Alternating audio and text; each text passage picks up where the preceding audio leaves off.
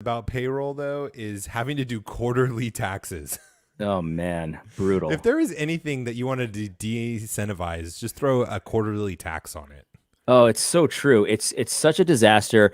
And honestly, like payroll should be one of the most simplest things ever. Like what there doesn't need to be much involved between the person who's paying and the person who's getting. Like Right. that the fact that they overcomplicate this tells you everything you need to know about what the government's goals are. I know. Gosh, man. Yeah. If It's it was so unclear ridiculous. what the goals of the government were at this point, Man. Yeah, I don't really know what well, else to say. yeah. I love AD the trustworthy. I don't know if anyone can see this on the live stream, but you can Yeah, put in your own names. AD put AD the trustworthy. that's right. I always try to put different names, you know? Yeah, you keep it fresh. Keep it AD fresh. doing the best I can, AD the trustworthy, AD the wise. Yes, I can tell what kind of mood he is, and depending on how he names himself for the day. AD the seriously depressed and despairing. Well, welcome to Reformed Jellicle, where the Reformed and Evangelicals meet. My name is Matt Williams, co-hosted by AD the Trustworthy. Yes, AD, how you yes, doing sir. today? Are you up or down? I'm Can't tell with up and this mood. I'm All right, I'm up and I'm feeling trustworthy. that's good. That's And good. I'm hoping I don't Trustworthy know. can go both ways. That's very true. I'm hoping we get comments today. I don't know, man. We've been kicked off everything, right? Yeah, it was weird. We got kicked off of YouTube last time. I forgot exactly what we were talking about, but I did still see the episode on there for people to go back and watch it, and I couldn't find out where it cut off. So it cut off at 8 hour or at 8:15, Mm-hmm. and then we got no more comments. People said they lost it, and then they went to Twitter. But then you go back and you look at the recording, and I like tried to skim through it because I hate listening to myself, Yeah, and I couldn't see where they cut off. So it was very weird. that's weird. I remember at one point I had said Russell Moore was on the gay team. I can't imagine they like that. Yeah, yeah. So we're not going to have any more comments for the rest of the show either. The gay team. That's too bad. Yeah. Yeah. Oh my goodness. They're at it again with censoring. I don't know if you saw this one, but they're starting to censor Ron DeSantis. Oh yeah, I saw that one. Yes, so not only did they censor him, a sitting governor of a state in our United States, Right. but also didn't he have like a panel of experts, like scientists talking about things? Yeah, they were talking about COVID and the whole thing that was going on with their state and whatnot. And the social media and the big tech companies decided they didn't like it, and so they cut them off. What's amazing about this is like, everyone's always like follow the science, whatever. But obviously, scientists will have arguments and they'll have papers. And in fact, I remember talking to atheists saying that this was one of the benefits of science, that like it's never really settled. You can always fix it and change it and get better. But apparently not, because big tech already knows the answer. So it's like, big tech is actually. So think about this for a second. Big tech knows which scientists to censor and which not to, which means that big tech is above the scientists. So it's like big tech is even smarter than the smartest scientists because they know how to decipher between the real scientists and the fake scientists, or maybe they're still real, but they're wrong. So big tech is really the standard. Like they're the god of gods, apparently. Yeah, no, they're white. They're white scientists. We can't have those opinions whatsoever. Well, I guess that's a whole other matter. Yeah, and I know you work with tech, and I've worked with tech in the past, and that's exactly how they think, anyways. That they're better than everyone else. So Of it's course. not that far of a stretch. Very, very, very true. Yeah, but it's just interesting because obviously it's not a surprise that they're censoring Ron DeSantis because they did it with the president. I mean, they kicked him off while he was in office. Yeah. But it is just an interesting data point to track with how fast this is going to start to go, because why stop at one governor? And then it's going to be senators, it's going to be other governors, and soon there's only going to be a platform for the approved message by the tech companies. Right. Nothing happened. All that happens is, some Republicans wring their hands. Oh, we got to rein in big tech, but nothing ever actually happens. So they're just going to keep going. I mean, and the thing is stupid about this is it's not a slippery slope thing, because they started with the most powerful person in the planet. So they jumped off the cliff already. Like there's no slippery slope. They pushed us off the cliff. Right. So they started with the president. So who wouldn't they do this to? And why would they ever stop? Right. Exactly right. In fact, if I was on the liberal team, I wouldn't want them to stop. I'd be like, yeah, of course. If I was on team communist, keep doing it. I mean, it keeps working. They're never going to push back. They're never doing anything to us. There's no repercussions whatsoever. Just keep going. Why wouldn't you? Yeah, right. Exactly right. I mean, they're achieving their goals, so why stop? I'm really excited. We are getting YouTube comments right now in the section. So YouTube has not cut us off for 80s gay comment. Not yet, anyway. How many times can you say gay before they kick us off our stream? You just gotta say it close to like good. Like if you say good, gay, good, Matt, I like talking to you, Matt. Like, see, then they'll be like, oh, it'll trick the algorithm, you see, because they'll think, oh, so they're approved. That's good. That's good gay. Did you see that really good video that I made about those two gay Christians? It was a good video. I didn't even say anything in it. I just let them speak because they had the floor. You know what I mean? Sometimes you just got to give the gay people the floor to get a good video out. That's right. Speaking of that video, AD, I tried to watch that video 3 times. The full one, right? The full video. I've tried to watch it 3 times, and because I think what you did is hilarious, and I love it. But I'm so disgusted by the gay good guys that I can't even finish it. And so I go back because I know it's funny and I want to see how it ends. But then I start listening to them and it infuriates me so much. I have to stop, walk away. I've literally tried to watch it 3 times. Can't pull it off. Marcus messaged me. He was trying to watch. He watched mine and he was saying how crazy it was. And then he said he couldn't even watch the actual full video because it just was too insane. Yeah.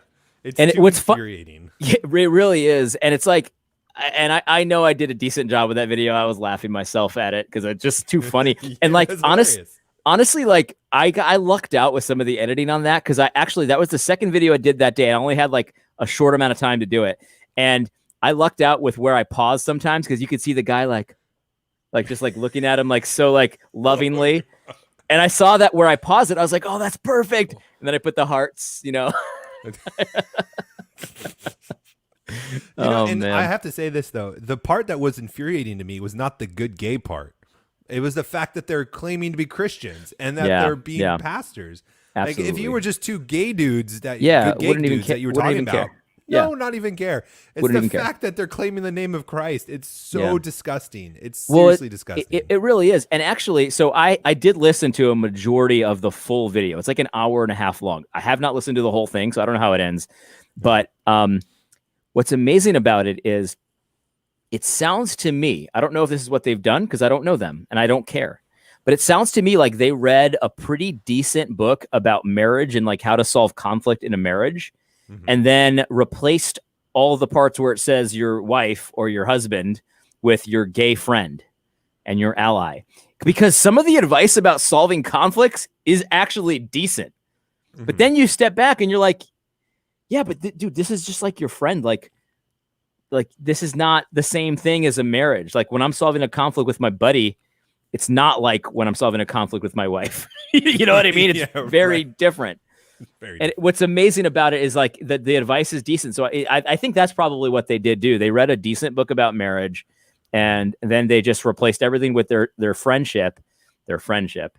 And it's just crazy, man. It's just so crazy. So that is infuriating because it's confusing to some kinds of people because the advice is decent, but then it's all in the context of this boyfriend relationship that they're treating like a marriage. You know what I mean? Yeah. And think of all the people that they're actually pastoring. Yeah. Pastoring, influencing, leading the guy. I mean, they're youth ministers, right? Yeah. My goodness gracious. Like it's just so infuriating in so many ways. And in one hand, they're talking about this perversion, just a perversion of a friendship. And then the next sentence, they're like, oh, and we just pray together so much. And it's like, dude, what are you okay, that's good that you pray with a Christian, but the thing is you're doing this in the context of that's your boyfriend there that you're treating like your husband. It's not good. It's an abomination.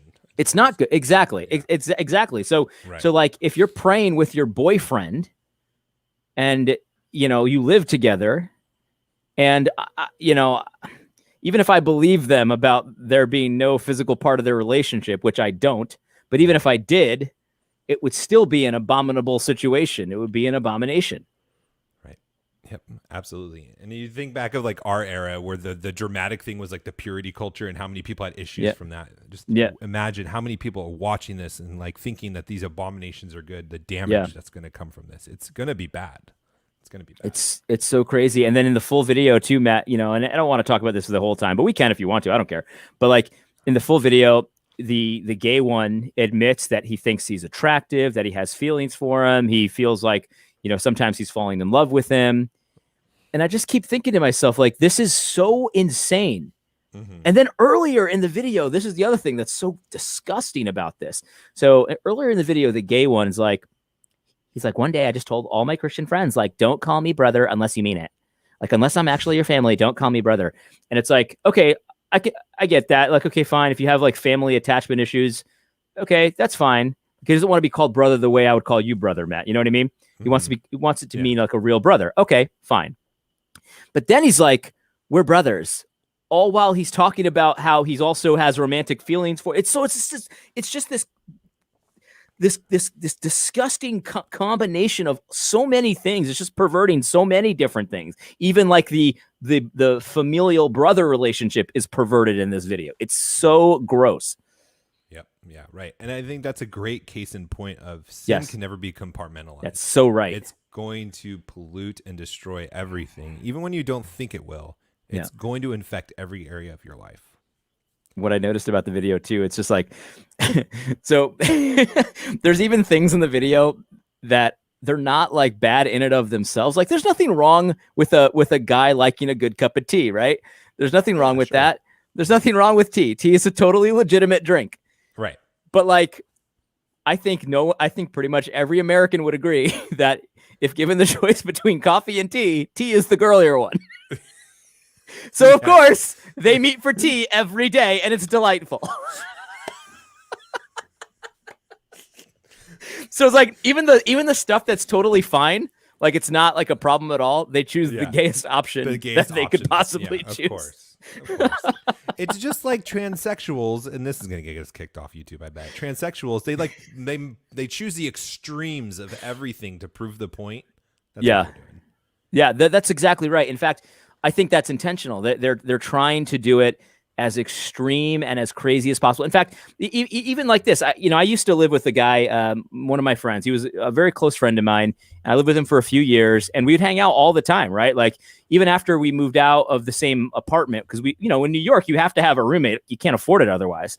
Mm-hmm. So like we still hung out like all the time, almost every weekend. We'd meet for dinner or whatever, and like. There's nothing there's nothing weird about that. People have friends, but it's like in the video, like they talk about it as if you talk about when you date a girl. It's like we spent every weekend together, the whole weekend, and we would have dinner, and it was just amazing. Like every description was exactly how I would describe, having a date with a girl. Mm-hmm. So they do it, and I know that's not accidental, because when you're just hanging out with someone, I was just hanging out with someone. That's how, you hung out with Ellie last night? Yeah, I hung out with him. We hung out, we went out, had a few drinks, whatever. Like, we didn't describe it the way I would describe a date. You know what I mean? They do it intentionally to just push the envelope as far as they can, just to slap you in the face with it. Yeah. It's terrible. And then we had tea the next day. Ugh, yeah. Loose leaf tea. It was good gay. Okay, Jacob, thank you for letting me know my mic is quieter. I try to fix it because here's a little inside baseball. I record my shows quieter, and then post-production I turn them up. And AD just has a louder mic. And so I try to match it. I now can match. Now we're recording them separate, so I'll be able to do it in post-production. You said the sounded terrible in podcast. It always sounds good to me, which is weird. I don't understand. I know, it sounds great to me. It always sounds good to me. There's been shows where it sounded great to us, and then like my sound is just not even recorded, and I don't even know how that happened. That was early on. That was baby reform jellicle. But thank you for letting me know. If you guys have any issues with sound or video, let us know. Yeah. Sometimes we don't even notice it. Just got off the live chat with Cross Politic. They're like live streaming every day now. They're really fired up about this Canada I noticed thing, that. man. Well, they should be, man. That's just ridiculous. Yeah, I love it. Every one of us was fired up. You did a show fired up about it. I did a show. Cross Politics done like 6 shows about it. Marcus was like live reporting with a reporter on the scene. Yeah, I saw that Did you one. see that? That was Yeah, I good. did. Yeah. Yeah. Everyone's fired up except Russell Moore and the ERLC. Wait, I, whoa, dude. What? No, he's the Ethics and Religious Liberties Commission. Like that. This is his thing. You've got to be exaggerating. yeah, no, I'm What has not. he really said? I was so curious about if he said anything about it. I went to the advanced search on our Reformgelical Twitter and I searched James Coates or Calgary. I'd take the state of Just whatever. the entire state. Did you mention anything about city, the weather? Dr. Moore. If you ever mentioned the city in your entire history. No, they have not mentioned Calgary once in their stream. Oh my gosh. This is so ridiculous. It's like, I just can't even fathom. Like, do you think he even like feels a little bit like a fraud? Because even though he's obviously a communist, like he is a communist, yes. Obviously he's a communist. Like we get that, but like even like villains, you know, sometimes you see in the movie, like they'll have a moment when they realize, like, I don't know, I'm just an awful guy. You know what I mean? Look themselves in the mirror. What have I become? Right. You know? Yeah. No, I don't think he does. No, he's just selling his books, he's slinging his little podcast, his more, little, memes card he has. Oh gosh. That's it. I looked down at his Twitter, which I only look at for this show. I'm not on Twitter for anything else. And it's seriously just book review, The Courage to Stand, has a little cup of coffee and a pen next to his book and his picture. Then he's talking with the, apostate Tim Keller. Like, it's just, and more to the point, little newsletter that's, hello, fellow wayfarers. I apologize for being a day late on this issue, just in time for Holy Week. We have Satan's Shoes, the empty tune explaining your life, a question about productivity, songs and bookshelves. This is this week's more to the point. Oh, man. You are the caricature of just the worst of Christianity, dude. It's like Reformed Joel Osteen. I just went to his website, or the ERLC's website. How can Christians resist the ethic of outrage culture? So, everyone's outraged about, a church being seized by a Western government. But the real problem is that you're outraged. That's the real problem. The fact that you went on Twitter and talked about it, that's the real problem. Like, there's literally 2 fences surrounding a church in the Northern Hemisphere, and they don't say a word about it. No, Matt, that's not important. What we really need to know is how you can engage in conversations about vaccine hesitancy. That's what's really important. Oh, actually, Matt, check that. What's really important is, quote, this article that's called this, quote, can robots provide human care? There you go. That's it. Can robots, that's what we need in our lives as Southern Baptists. We need to pay millions of dollars into an organization that will post articles. Can robots provide human care? Oh, it's, forget Dr. Moore. I hate even calling him a doctor. But, I mean, I guess he's earned it.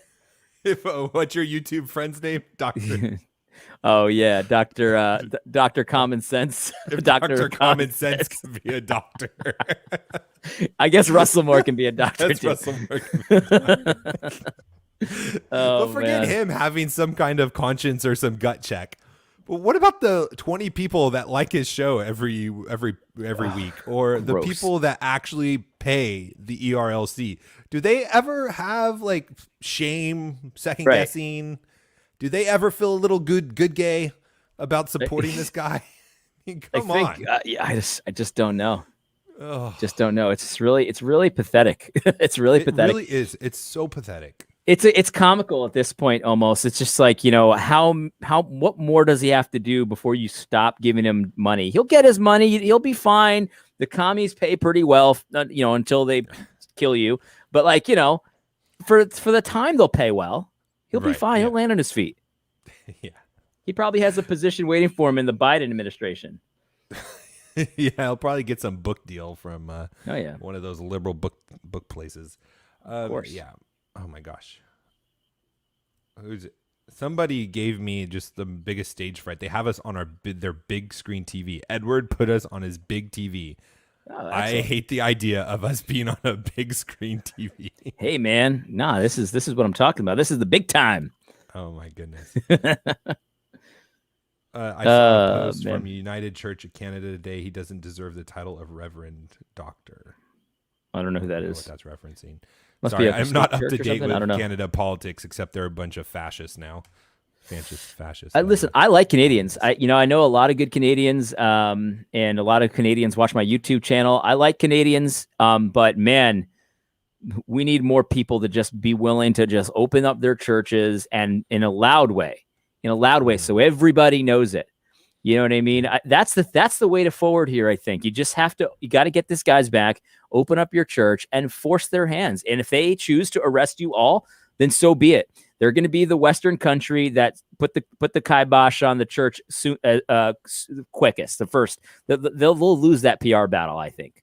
I don't think they would do it anyway. They think they would do nothing. They would lose their nerve, but they might and still do it because that's the right thing to do. Yeah. And it's the thing that's going to slow down and stop this train from running off the tracks. Because if there's no pushback, just like what we've been saying forever with masks and then social distancing, and then 15 days is slow to spread, which we're way past the 1-year anniversary, is if you don't push back and if you don't fight back, they're just going to keep going. There's no brakes on the communist train. It's just none. They'll just keep doing. And again, like it's just like that movie, The Bug's Life. They'll make an example out of Coates because he's just one man, and his church is just one church. With 50 people, 100 people, they can deal with that. They can make an example of 100 people, but when it's thousands of people, or even more than that, tens of thousands, hundreds of thousands, they lose their nerve very quick, very quick. I think that especially in Canada, they would not do a darn thing about it. And even if they did, it would be worth it. That would be an epic story, man. Think about the example that would be for the church. You know what I mean? And people always Canada has a reputation of sort of being like, United States younger brother, like a junior United States. But man, you guys could actually lead in this, man. You really could. You could be a tremendous example for Christ. It would be a tremendous witness for Christ to say, nope, we're not allowing this. We're going to worship Christ. It would be a tremendous witness. Plus, it's the right thing to do. Christ commands it.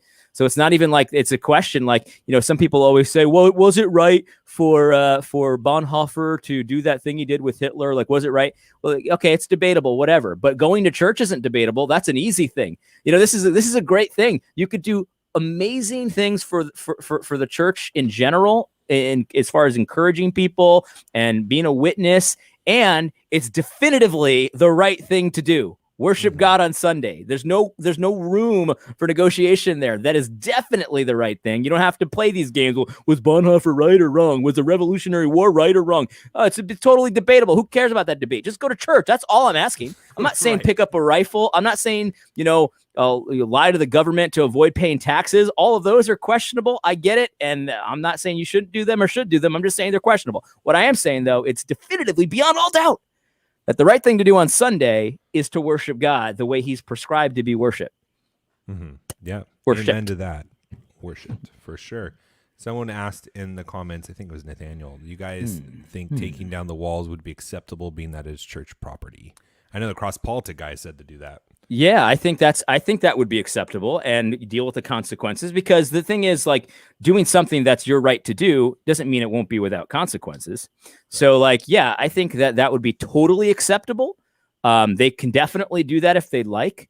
Or they could not. I don't think they have to. I don't think they're required, but they're definitely within their rights to do it and go have church. Yeah. I think at the very least they should show up and be singing worship like it's the walls of Jericho, and just like at the church of it. Yeah. That's how I envisioned it in my mind. I envisioned it in my mind, like being around the fences. Yeah, but yeah. But I have to say, like, in this day and age that we live in, I'm like pulling myself back from It's insane to go in full charge because I know, I I think know. that like it's really hard. And obviously Yeah. we talk to thousands of people, so we have to be responsible and stuff. But we just have to be wise. And like you said, even if Yeah. it's the right thing, there's going to be consequences Hmm. with fighting battles, like real war battles. It could be the right thing to do. It doesn't mean you're not going to get killed, and it doesn't mean there's not going to be casualties. So you really need Yep. to be in prayer. Make sure that you are seeking God and doing it for His glory, and making sure that you are not in your flesh, because Yep. like you have to calculate these things. It's Oh, not just a totally. joke. It's not a video game. This is real Hmm. life, and I'm thankful for this stuff in a way, because like we've talked about this before. I don't think it was for the context of this at all, though. But for a long time, it's felt like we've just been living in a video game Mm. where it's easy. There's no real life consequences. Hmm. And we're getting to a point where we're going to have to start making some hard decisions where we Hmm. could be in prison for a couple months. Sure. We are going to be having to protect ourselves, in Yep. various different ways.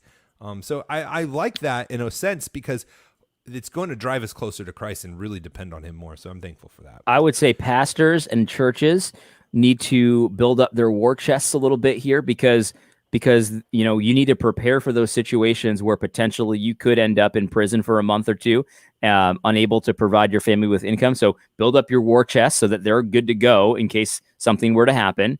You got to prepare for these eventualities, because when the moment comes, the last thing you want to be tempted by is, well, my family won't be provided for. Of course they will, because God will provide for them. But that temptation could be really real for a male, for a man with a family. So you want to avoid that being the temptation, so that you're not making a decision based on fear, and instead you're making a decision based on what's the right thing to do in the moment. I don't, it's insane to be thinking in this way, but it just has to be done. It has to be done. And like you said, Matt, you have to be calculating about it. You've got to count the cost. You've got to be prepared. It can't be just a while, like in a video game where you have an extra life. You can continue anytime. It doesn't really matter if you go, guns blazing, because you'll be back. Like you need a plan. You need a plan for this exact kind of thing. And now's the time, man. Now's the time, because this is so insane. And the fact that there's a lot of sissy churches out there that are like, oh, he should have obeyed the order. Like, forget them. Those are pagans. Those are unbelievers. So just, if you're a believer, then you do it. That means that falls on you. The mantle is now on your head. You know what I mean? So you have church on Sunday. Forget all the pagans. Let them do what they're going to do. If they worship the state, let them worship the state. There's nothing you can do about it. Right. You just follow God. Doesn't matter what they do. Mm-hmm. And that's what those brothers. Gods above them. Amen. Amen. That's what that brother in Calgary needs right now. He needs to see that this was not in vain. You know what I mean? And it's not. He knows it's not. Even if nobody joins him, he would still probably do it, and the whole church would probably still do it, even if nobody joins them. But man, it would be great if some people joined them. Right. You know what I mean? It sure would be nice. Mm-hmm. Yeah, and I say count the cost and be wise, and that's not me saying don't do anything. That's the exact opposite. That's foolish. That's more foolish than charging ahead and just seeing what the Lord will do, in my opinion, of just sitting back and being a coward and not taking steps to do what God has called us to do. So I definitely am not discouraging people from not doing anything, because this is just the first step. It's not going to stop there. This isn't going to be the only battle. There's going to be future battles. Exactly. I have a feeling that even in places like Florida, which will probably be one of the last places to have these kinds of issues, certain counties and states in Florida still have these kinds of things. But we all need to be thinking through what this looks like, and then have a plan of attack. Because, like, for example, even just going to and having worship outside the church, around the gates. What a great contrast of just declaring that, the building isn't the church. We're the church, and you're not going to stop us from worshiping. And let all of those security guards and let all those police officers and those news reporters capture it, and just be embarrassed about what they're doing and shamed, if they really are. I don't know. Yep. We'll see. Absolutely. And the thing is,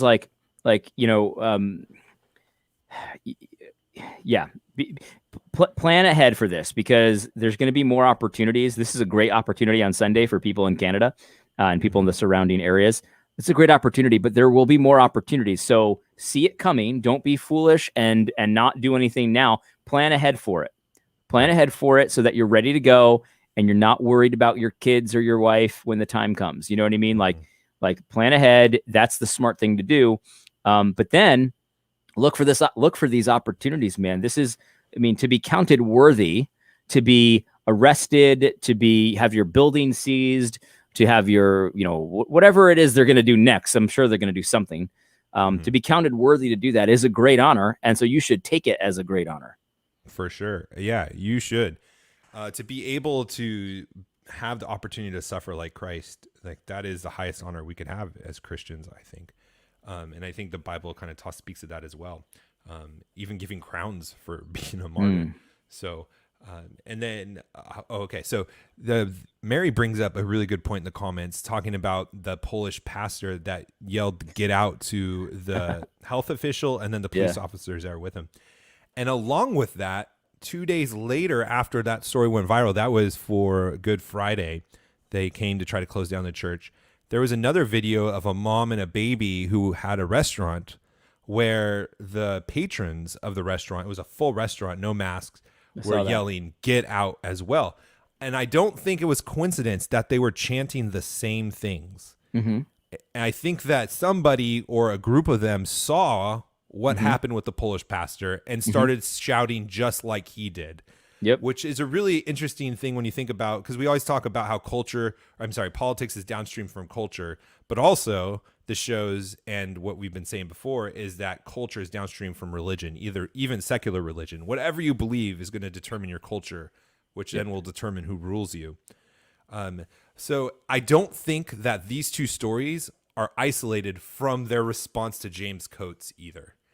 I think that the reason they came with these two gates as they were seeing the rebellion start to form with the Polish pastor, with the restaurant shouting down the police officers. I believe they were completely in different areas, but it was not lost on the people in Canada that are trying to control the situation that they need to make a statement. And so too, I don't think that this is going to be the last battle either. No. And so that we need to be thinking through what are our appropriate responses. Do we continue to shout, "Get out"? I think we do. Do we continue to line up and show up when the fencing comes up to our churches? I think we do. So those are all things that we are going to need to get comfortable with and have an answer and response ready to go, because we'll just be more effective that way than just winging it. It's just like the fiery furnace, man. You have to go into it with the expectation that God is going to provide a way for you, but with enough resolve to say, even if he doesn't, I'm doing it anyway. So good luck with whatever you want to do. You know what I mean? So I'm confident that God's gonna save me here. But if he doesn't, it makes no difference. I'm not gonna bow down to whatever it is you want me to bow down to. That's nonsense. And I think you're right, Matt. It's not the end. There's definitely more of this stuff coming. Don't worry about the shameful believers in Canada who aren't doing jack about this. Don't worry about them. Don't pay them any mind. That's not for you. Those people, there's probably some real believers amongst them, but they're going to have their come to Jesus moment. They're going to have to figure out what's more important to them, the crown or Christ. They're going to have to decide. And right now they're deciding very poorly. That doesn't mean they're going to be there forever. So it's not like goodbye forever, but you just have to leave them behind. If that's how it's going to be, that's how it's going to be. But you have to obey Christ yourself. You're responsible for yourself. Yep. Yeah. I mean, there's that verse in where Jesus says, like, I came to turn mother against daughter, father against son. And we love to spiritualize that because the actuality of it is kind of like heartbreaking, and it's not really a catchy message for people, but we're going to be experiencing that and have experienced that into some degree. Edward, who, thank you for your service, he said he served in Vietnam, said that those two churches are within 50 miles of each other. I had no idea, but that doesn't surprise me at all. Did not know that. Yeah. That doesn't surprise me. So it's the same municipalities. And so that's definitely, in my opinion, connected for sure, because they're trying to make a statement, because they don't want these things to go viral and look like they've lost control, because as soon as the facade is over that they don't have control and the people really do have the power, then it's over. The whole house of cards falls down. Hey, don't worry. Gospel Coalition Canada has some hard-hitting articles like The Art of Lament, The Third Use of the Law from John Calvin. Let's see. Godly Conservation. Conversation. Okay, Godly Conversation. That's good. Resurrection Changes Ministry Math. What is that supposed to mean? I don't know what that's supposed to mean. It's the resurrection means that you can have a big church or a small church. It doesn't matter. How about just a church? Like a church that actually meets. Like, is that part of the gospel, or is that maybe that's off limits in Canada? I don't know. But whatever. Yeah. And seriously, I was so proud. I think I was more proud of our network and our group of podcasts than I've ever been before for anything, because we all spoke out about it and we just knew it was something we had to do. And we didn't even talk about it. We didn't talk about it. Exactly. Right. There's no communication behind the scenes of what we should or shouldn't talk about. Weirdly. There's been a few times where Gabe has been like, hey, dude, you're completely wrong and an idiot. But there's never been like a pre-screened or like pre-planned schedule of the topics we're going to discuss. No. But these big institutional Christian thought leaders, quote unquote, the people that are supposed to be leading the church from a parachurch perspective, silent, crickets. But yet we had the I don't know what it is, just the common sense. I don't even want to say it's anything more than that. It's just the obviousness of it that we need to speak out about this. We need to rally people to call the local areas, to call the companies supporting this and push back. But no one else is doing it. And so I've never been more thankful for us group of guys for doing that. I'm just done patting myself. Well, I'm very happy to be part of these guys, and just trying to.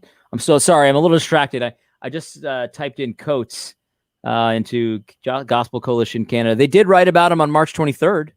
Oh, what did they say about him on March 23rd? I don't know. 10 things you should know about the release of Pastor James Coates. I have no idea. I'm not going to read it. Why would I read that?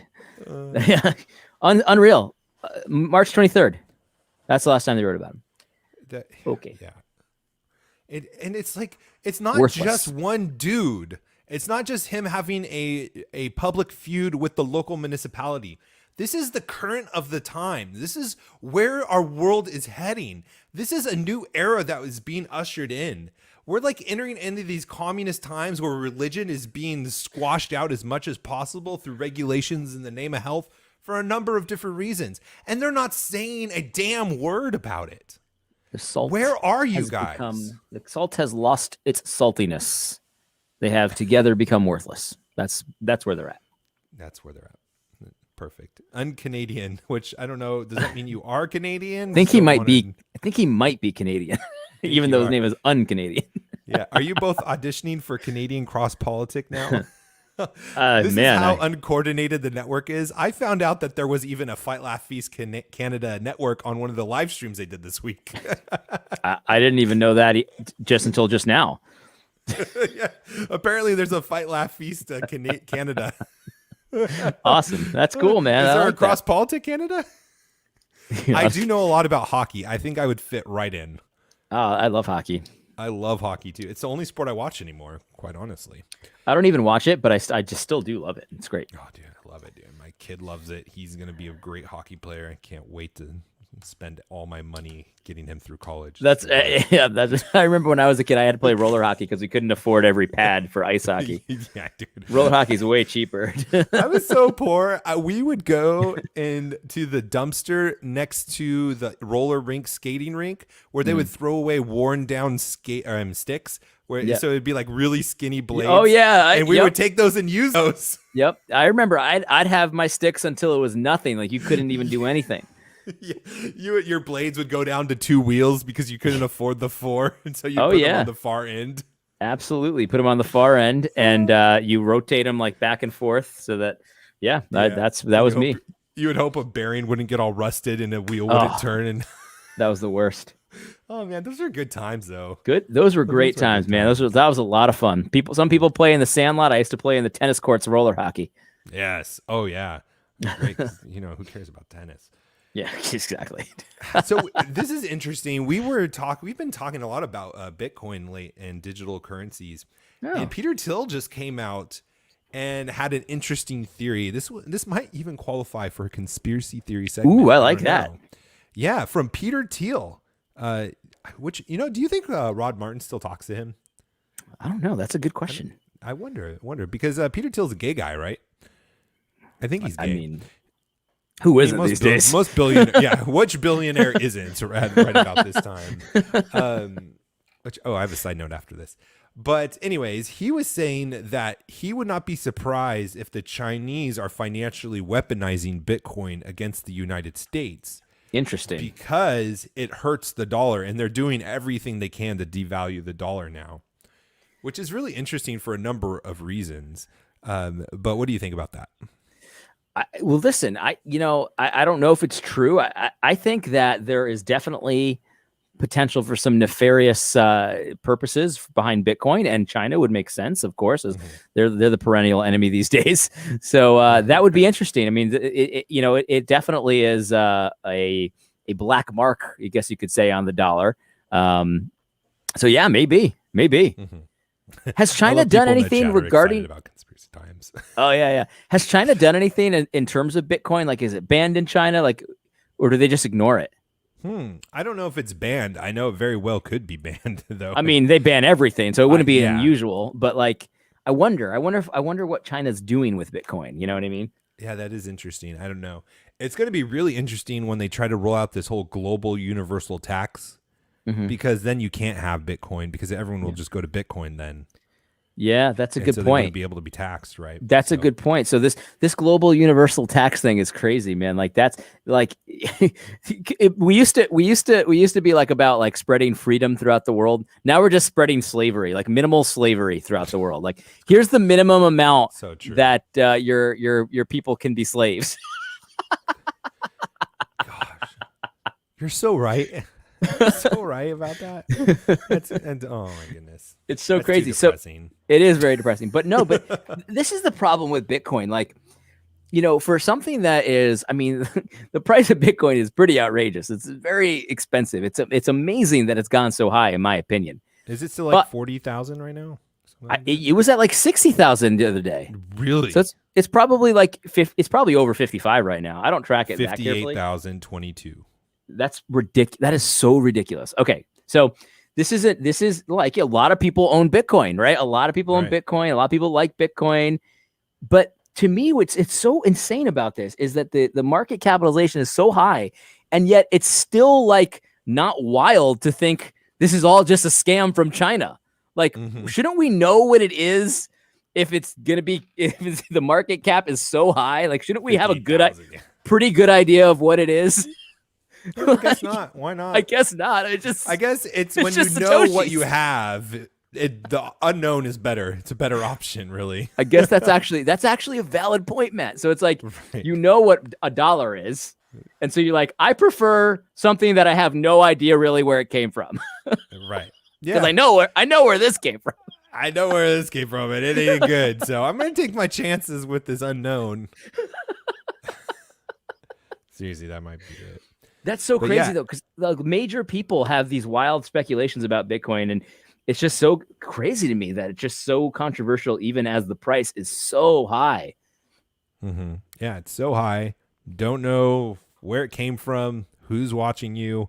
If it's one big trap. It's still so volatile too. Like everyone was always saying that the higher the price goes, it's going to be less volatile. That's definitely not worked out. Right? Yeah, for sure. Yeah, no, I don't think it's ever going to stop being volatile unless it gets tied to some asset. Right. But that's unless you somehow figure out who made it. Why did they make this? What is it actually doing? Right. Yeah, exactly right. So Michael has a question. Why would China try to devalue the dollar? Our government is doing just fine on its own. And I totally think that's China's working too. I'm a firm believer that China has completely controlled our government. They even bragged about it. Said they've controlled everyone in Washington except for Trump. They said that a couple of years ago. And so I think all of these policies are financed by them. So let me ask you this, because I heard somebody say that China probably wouldn't want to be the reserve currency because being the reserve currency like ruins your country a lot. What do you think about that? Do you think they want to be the reserve currency? Yeah, I don't think they would necessarily want to be the reserve currency, because until they stop becoming the producers of the world. I Yeah. think when it starts flipping, where they're starting to bring resources from other countries, Got that it. might change. Mhm. But I know that they don't want us to be the reserve currency. Definitely And it not. doesn't have to be China, right? It could be Right. something else. Maybe Yeah. that's why they're trying to prop up Bitcoin. Maybe they just want things to go to Bitcoin.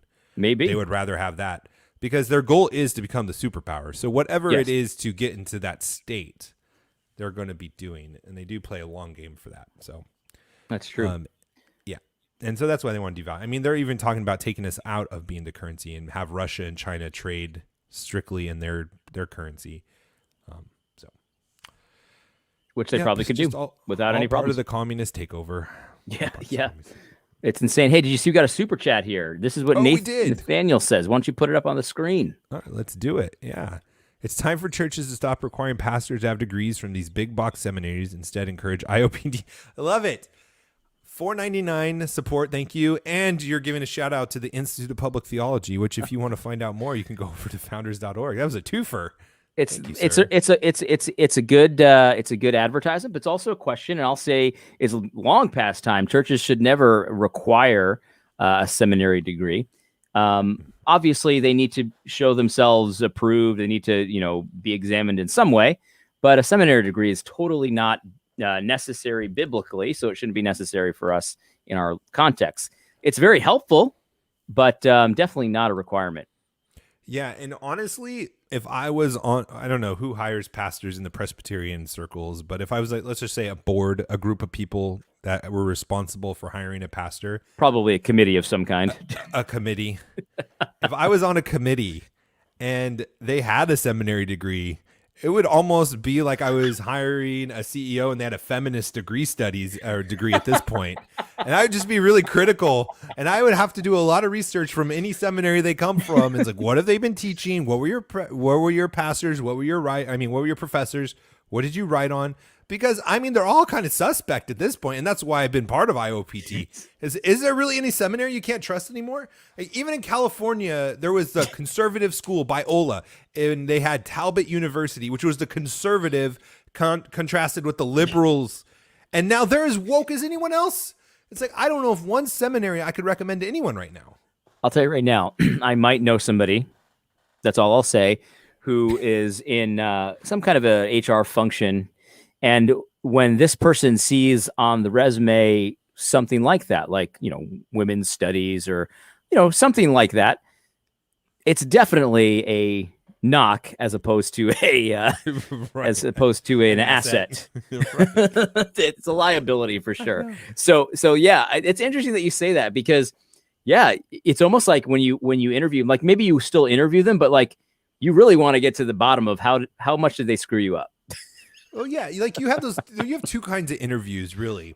There's an interview that you really like the guy going into it. Maybe you had a few phone calls beforehand. Yeah. And the conversation is more like casual. Like, I want to know how you are as a person. Yeah. Not like scrutinize your background and your credentials and how much you know. Like, and then there's the people that you don't really care for, so you're just going to critique and criticize the interview. Like that, those are the only two interviews I've ever been a part of, either giving them or receiving them. Either I knew I was getting the job because they were asking me about my hobbies, or I knew I wasn't getting the job because they were asking about my SQL quote coding or something like that.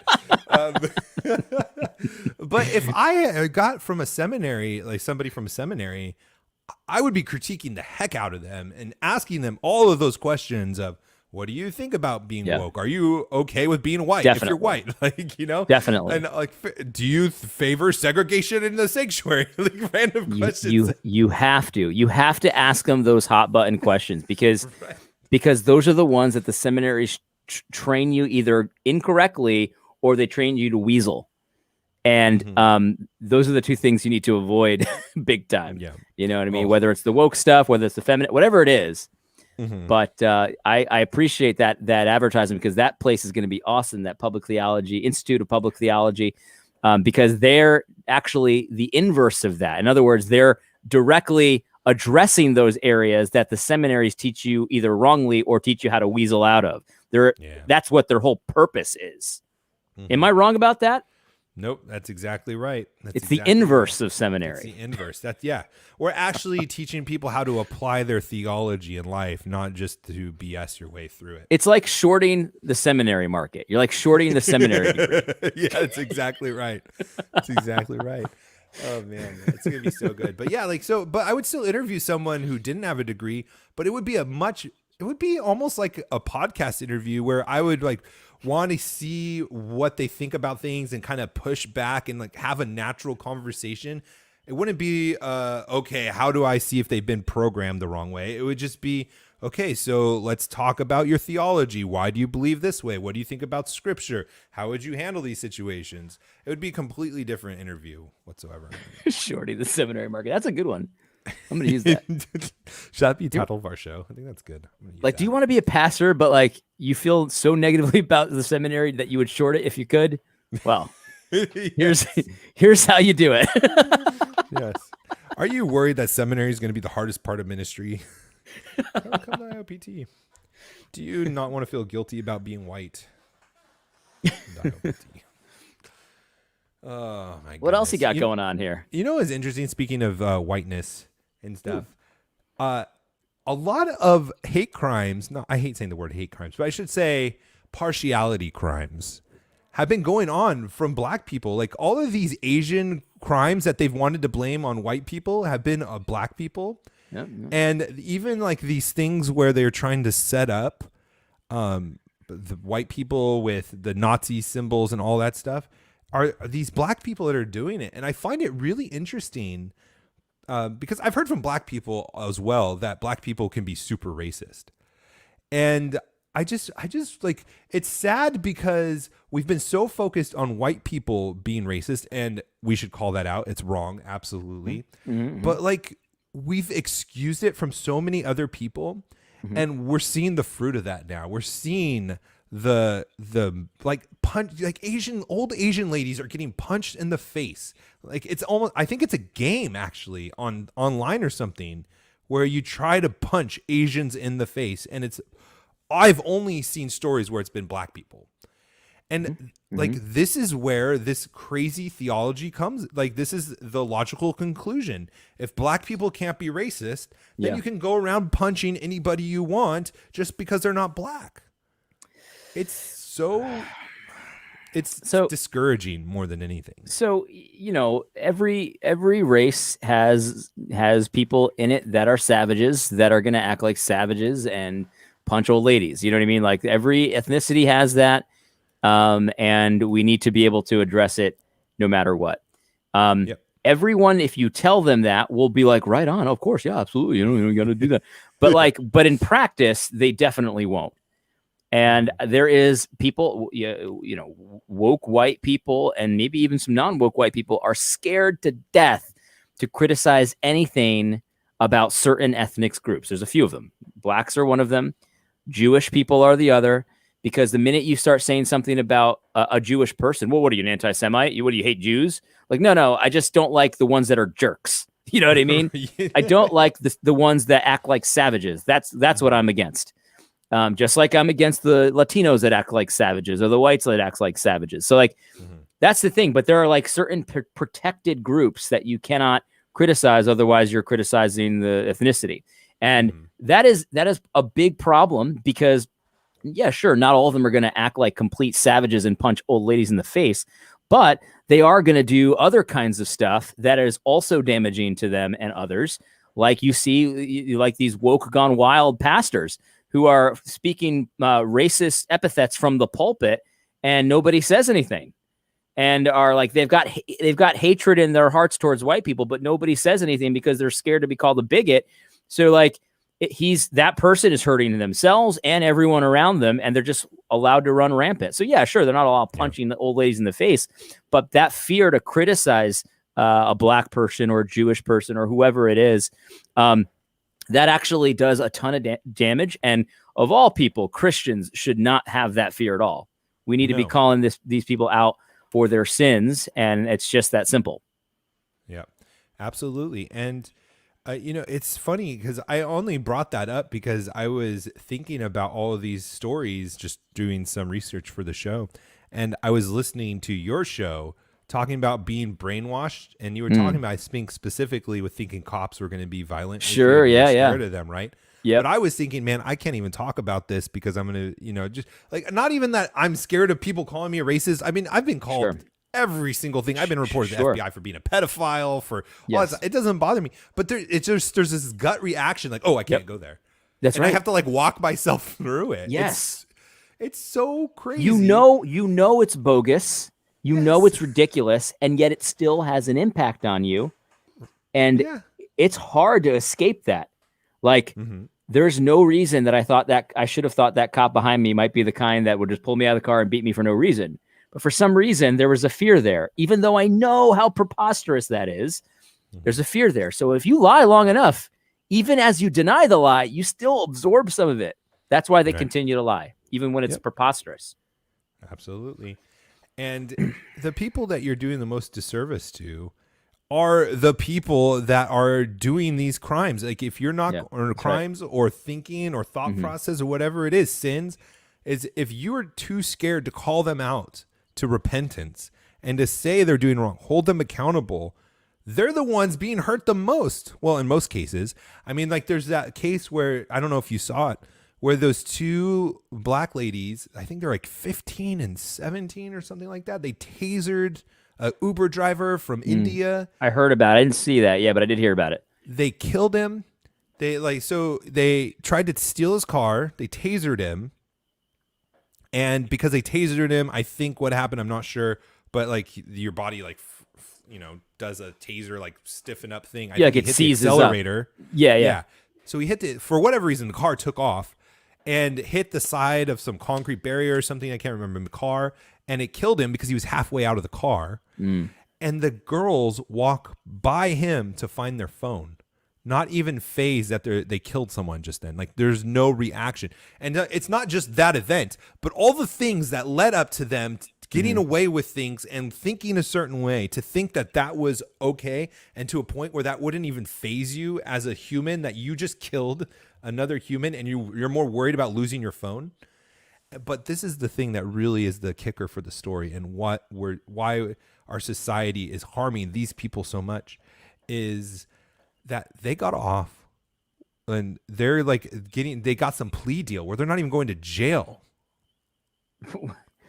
What? Like how? What did they plead to? I don't remember what it was. I just remember that was the outrage. They didn't even get jail time. It's insane. They got probation. Absolutely insane. Yep. And like when you don't get dealt with justly, it hurts you. That's woke this family for you. That's a woke justice driver, for you, man. It's terrible. Insane, my friend. Insane. It's insane. Well, I got some kudos on your show from today. Edward said it was a great show. Oh, thanks. Appreciate it. Austin said he was from Pakistan. Was he really? I don't remember that. Or maybe that's another conversation. I thought he was from India. It could be Pakistan. It's very close to India, Pakistan. It's very close to India. That's right.